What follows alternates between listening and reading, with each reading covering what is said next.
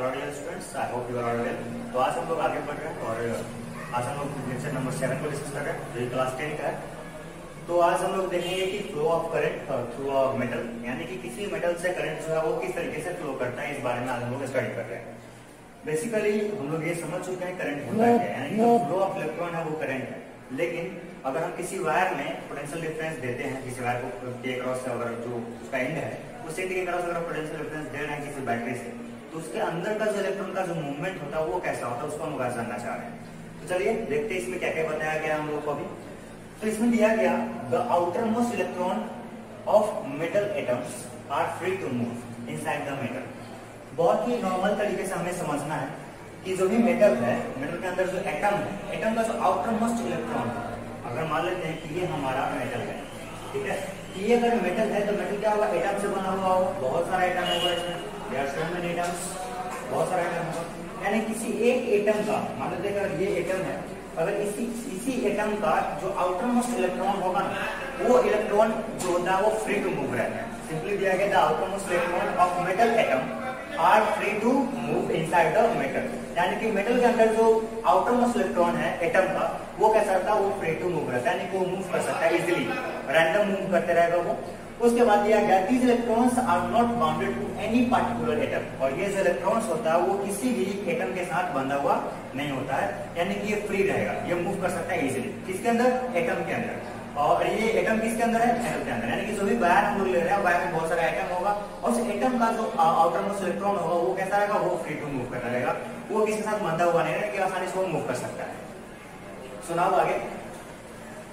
These electrons are not bounded to any particular atom and move freely inside the metal randomly, यानी कि randomly move करेगा।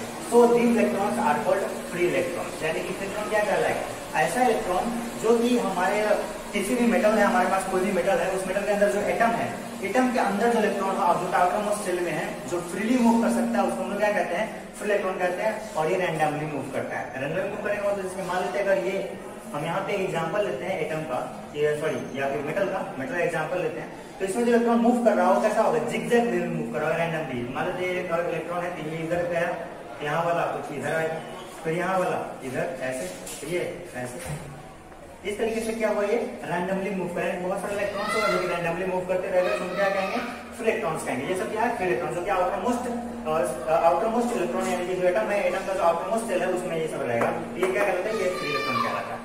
Now आगे हम लोग देख रहे हैं when the two ends of metallic wire, अगर मान लेते हैं कि एक वायर है जो कि मेटालिक था, इसको हम क्या कर रहे हैं, connected to the load two terminals of a battery, यानी कि बैटरी के दो टर्मिनल्स हम क्या करें, इसको कनेक्ट कर दिए हैं।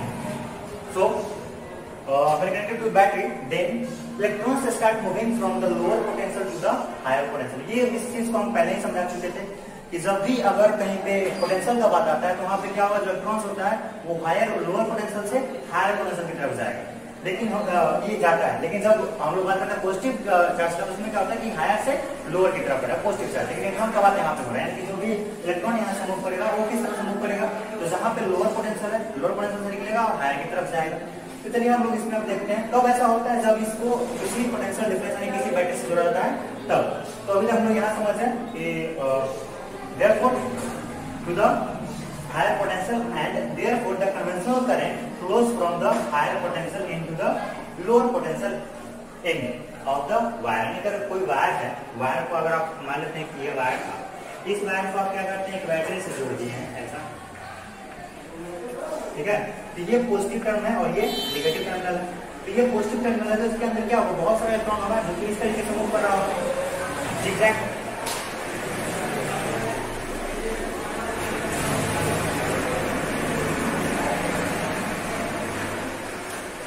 इस तरीके से जिगजैग मूव कर रहा है। तो जैसे ही हम लोग इसको लगाते हैं तो क्या होता है, इस सब जितना भी इलेक्ट्रॉन यहाँ पे दिख रहा है वो सबका एक्शन एक बार फिक्स हो जाएगा, नहीं कि जो यहाँ पे पॉजिटिव टर्मिनल है, यानी कि नेगेटिव टर्मिनल से क्या होगा, पॉजिटिव टर्मिनल इलेक्ट्रॉन आएगा, यानी कि इधर से इलेक्ट्रॉन का आना शुरू होगा, जैसे ही ये लगेगा, यानी कि सबका एक्शन क्या होगा, इसके बाद ये सबका एक्शन हो जाएगा इस तरीके से, इस तरीके से मूव करेगा, यानी कि एक फिक्स डायरेक्शन में मूव करेगा, नेगेटिव टू पॉजिटिव। ये किसका रिएक्शन है, ये इलेक्ट्रॉन का रिएक्शन, इलेक्ट्रॉन, यानी कि इलेक्ट्रॉन जो है वो नेगेटिव टर्मिनल से पॉजिटिव टर्मिनल की तरफ आ रहा है। तो इससे क्या होता है, हम लोग ऐसा पढ़े थे कि इलेक्ट्रॉन का डायरेक्शन इस तरफ है तो डायरेक्शन किस तरफ होगा, करंट का जस्ट इसके अपोजिट, यानी कि इस तरफ होगा। यानी करंट जो है वो इस तरफ किया है, इस तरफ, ठीक है, यानी कि इलेक्ट्रॉन के अपोजिट डायरेक्शन। तो ये था हमारा all about flow of current through metal, यानी किसी भी मेटल में करंट का फ्लो किस तरीके से होता है। सिंपली आपको फिर से बता देना चाहते हैं हम, इसमें मेटल है, मेटल के अंदर एटम होगा, एटम के अंदर क्या होगा, इलेक्ट्रॉन्स होगा। तो फ्री इलेक्ट्रॉन्स यानी कि जो आउटर मोस्ट सेल में रहता है वो न्यूट्रॉन्स रहता है, वो इलेक्ट्रॉन क्या करेगा, रैंडमली मूव करते रहेगा। जैसे आप फिगर देख सकते हैं इस तरीके से। जैसे हम लोग क्या करते हैं कि एक पोटेंशियल डिफरेंस इस पे क्रॉस देते हैं, जैसे मान लेते हैं यहाँ पे क्रॉस दिया गया, इसके क्रॉस पोटेंशियल डिफरेंस, तो क्या जो भी इलेक्ट्रॉन था वो मूव करना शुरू किया नेगेटिव से पॉजिटिव की तरफ, नेगेटिव से पॉजिटिव की तरफ। तो जैसे ये मूव किया इस तरफ तो वेक्टर कैसा हो जाएगा, उल्टा, यानी कि इससे ये था हमारा फ्लो ऑफ इलेक्ट्रॉन हुआ मेटल। आगे हम लोग देखते हैं electric circuit and it's diagram. So what is electric circuit? Electric circuit means a continuous conducting path consisting of some electric components connected between the two terminals of the battery is called electric circuit. Basically आप इस term को आप पहले से जानते हैं, आप समझते भी है, लेकिन आप इस तरीके से नहीं देखते हो कि ये क्या होता है। जैसे कि अगर सपोज कर लेते हैं किसी बैटरी से अगर हमें किसी बल्ब को जलाना है तो हम लोग क्या करते हैं, अगर सपोज हमारे पास कोई बैटरी हो तो सपोज कर लेते हैं कि हमारे पास ये बैटरी है, सेल है, ठीक है, और अगर हम चाहते हैं कोई बल्ब को हम इसे जलाएं तो अगर हम ये बल्ब ले लेते हैं, ठीक है, इससे क्या होगा, दो वायर होगा, इस बल्ब से निकलेगा दो वायर, एक वायर आ गया नेगेटिव में और एक वायर आ गया पॉजिटिव में, इस तरीके से ये जुड़ा हुआ है, ठीक है। तो आप क्या देखते हैं कि एक ये कंटिन्यूअस पार्ट है, एकदम कंटिन्यूअस, कहीं भी ब्रेक नहीं है पार्ट, तो सिंपली क्या था, कंटिन्यूअस कंडक्टिंग पार्ट, यानी कि ये क्या है, कंटिन्यूअस कंडक्टिंग पार्ट है connected between the two terminals of a connecting path consisting of some electrical components, यानी कि इसमें कुछ कंपोनेंट्स लगा होगा, जैसे कि यहाँ पे बल्ब लगा है, हम इसमें स्विच भी लगा सकते हैं, क्योंकि बेसिकली जब हम लोग बल्ब जलाते हैं तो इसमें क्या करते हैं, एक स्विच लगा देते हैं ताकि बल्ब ऑन और ऑफ हो सके। तो हम स्विच लगा सकते हैं, स्विच सपोज यहाँ पे लगा देते हैं, यहाँ पे, तो स्विच कैसा होगा, स्विच का सिंबल ऐसा भी आप डाल सकते हैं या फिर आप ऐसा भी डाल सकते हैं। ये अगर आप उसको नीचे की तरफ लाएंगे तो क्या होगा, क्लोज स्विच हो जाएगा, यानी कि स्विच ऑन हो चुका है यहाँ से, और ऊपर करके तो स्विच ऑफ है, ठीक है। तो ये हो गया, यानी कि स्विच आप लगा लिए, बल्ब लगा लिए, क्या कर रहे हैं आप, इलेक्ट्रिकल कंपोनेंट्स का इसमें यूज कर लिए जो कनेक्टेड है टू टर्मिनल्स के बीच में, यानी कि टर्मिनल ये पॉजिटिव टर्मिनल हो गया और ये जो है ये नेगेटिव टर्मिनल हो गया। यानी कोई भी ऐसा आप सिंपली देख रहे हैं कि कंपोनेंट्स का ये कनेक्टिंग पार्ट है, कंटिन्यूअस कनेक्टिंग पार्ट, जिसमें आपको इलेक्ट्रिकल अप्लायंसेस को देखें अप्लाई किया उसका, और ये दो टर्मिनल्स के बीच में लगा हुआ है, यानी कि ये नेगेटिव और पॉजिटिव के बीच में ये लगा हुआ है, जो कि यहाँ पे आपको दिख रहा है बल्ब और यहाँ पे दिख रहा है आपको स्विच। तो ये कहलाएगा इलेक्ट्रिक सर्किट।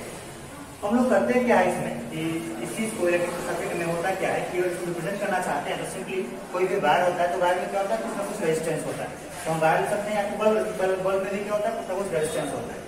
तो अगर सपोज करते हैं कि वायर लेते हैं तो वायर में क्या होगा, ये रेजिस्टेंस, वायर में रेजिस्टेंस को या फिर बल्ब लगाने, या बेसिकली समझ लीजिए कि एक लोड, यहाँ पे लोड में कुछ भी हो सकता है, बल्ब हो सकता है, आयरन हो सकता है, फ्रिज हो सकता है, कुछ भी।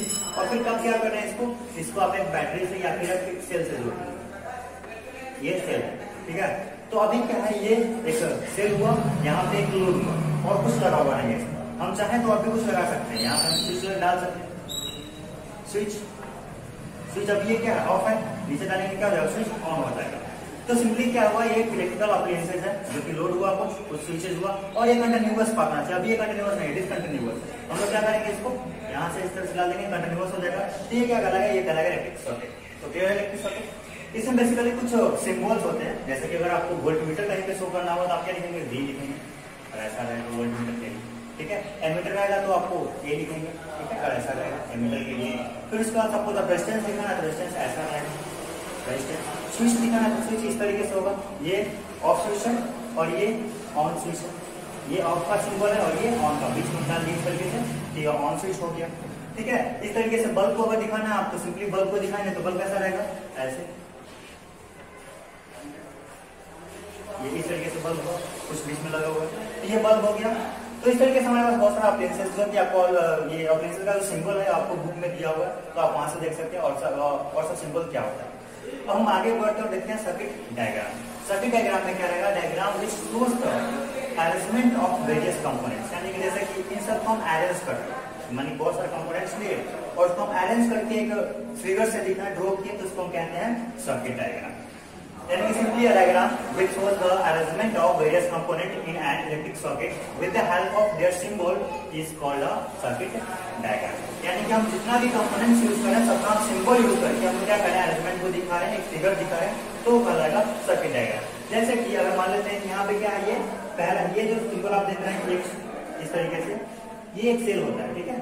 अगर हम सेल में क्या करते हैं, ये सेल है तो ये नेगेटिव टर्मिनल और ये पॉजिटिव, हम सेल में क्या करना है, फिर से इस तरीके से लगा दिया, यानी कि आपको दिख रहा होगा कि दो सेल है यहाँ पे, ये पहला और ये दूसरा। तो अगर कॉम्बिनेशन ऑफ सेल है तो कॉम्बिनेशन ऑफ सेल को क्या कहते हैं, बैटरी कहते हैं, यानी कि ये तो हो गया, ये बैटरी हो गई। तो सिंपली ये क्या था, ये सेल है लेकिन यहाँ पे क्या है, ये बैटरी है, क्योंकि आप ये पहला सेल, दूसरा सेल और यहाँ पे आप तीसरा सेल यूज कर रहे हैं, और ये सब कैसे में है, ये सीरीज में, बिकॉज आप देख सकते हैं कि यहाँ पे नेगेटिव और ये पॉजिटिव, ठीक है। तो नेगेटिव पॉजिटिव का जब कॉम्बिनेशन होता है तो उसको क्लियर करता है सीरीज में। तो ये सीरीज में यानी कि ये बैटरी को पहला कंपोनेंट, दूसरा यहाँ पे क्या है, एमीटर। एमीटर हमेशा किस में रहता है, सीरीज में। तो देखिए यहाँ पे एमीटर आपको दिख रहा है, ये पॉजिटिव और ये नेगेटिव, फिर उसका की यानी कि स्विच यहाँ पे लगा हुआ है। फिर आप देख रहे हैं कि वोल्ट में जो वोल्ट मीटर है वो हमेशा रहता है पैरेलल में विद एनी लोड, कोई भी लोड है इसमें पैरेलल में, तब ये यहाँ का जो पोटेंशियल डिफरेंस है ये मेजर कर पाएगा। तो यहाँ पे हुआ है और ये वायर जो कि इस तरीके से। तो ये बेसिकली क्या करें हम लोग, एक अरेंजमेंट दिखा है यहाँ पे, तो उस अरेंजमेंट को क्या कहेंगे, सर्किट डायग्राम। तो आज हम लोग का था यहाँ तक सर्किट डायग्राम तक, हम लोग सर्किट डायग्राम तक समझे। अगले क्लास में जब हम लोग आएंगे तो उसमें हम लोग समझेंगे ओम्स लॉ के बारे में। फिर ओम्स लॉ के आगे जो उसमें एक न्यू टॉपिक आएगा जो कि आएगा रेजिस्टेंस। फिर रेजिस्टेंस क्या होता है, फिर ये डिपेंड किस पे करता है उसके बारे में अगले टॉपिक। आज हम लोग इतना ही कर देते हैं, तब तक ये